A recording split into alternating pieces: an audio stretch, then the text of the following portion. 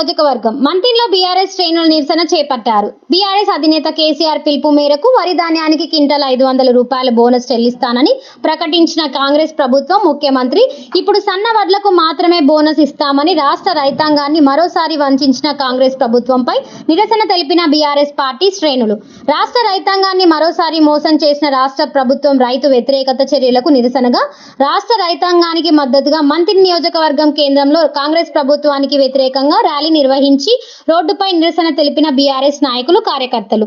ఈ సందర్భంగా వారు మాట్లాడుతూ ఈరోజు గౌరవనీయులు మనందరి ప్రియతమ నాయకులు రాష్ట్ర మాజీ ముఖ్యమంత్రి గారు మరి రైతుల పక్షపాతి మన కేసీఆర్ గారు రైతులు పండించిన ధాన్యానికి 500 రూపాయలు బోనస్ ఇస్తానది కాంగ్రెస్ పార్టీ అధికారం రాగానే. కానీ నిన్న మాట మార్చి మరి ముఖ్యమంత్రి రేవంత్ రెడ్డి గారు సన్న వడ్లకే ఇస్తా అని చెప్పడం జరిగింది. సన్న వడ్లు లేదు, దొడ్డు వడ్లు లేదు, అన్ని వడ్లకు బోనస్ ఇస్తా అని చెప్పడం జరిగింది.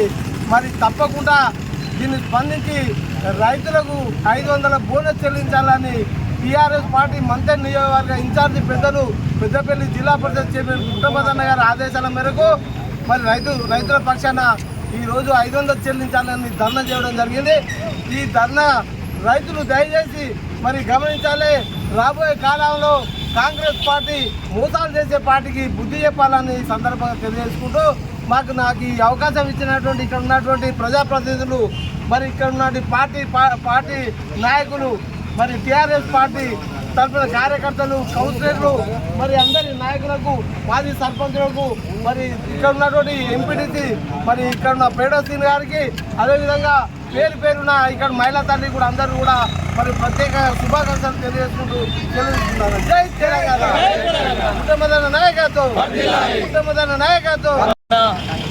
ప్రియతమ నాయకులు మన మాజీ ముఖ్యమంత్రి వర్యులు కె చంద్రశేఖరరావు గారు ఇచ్చిన పిలుపు మేరకు రైతుల కోసం నిరసన సెగ తీసుకోవాలి అని ప్రతి ఒక్క నియోజకవర్గంలో సెగ అనేది గుర్తించాలి అని చెప్పాడు.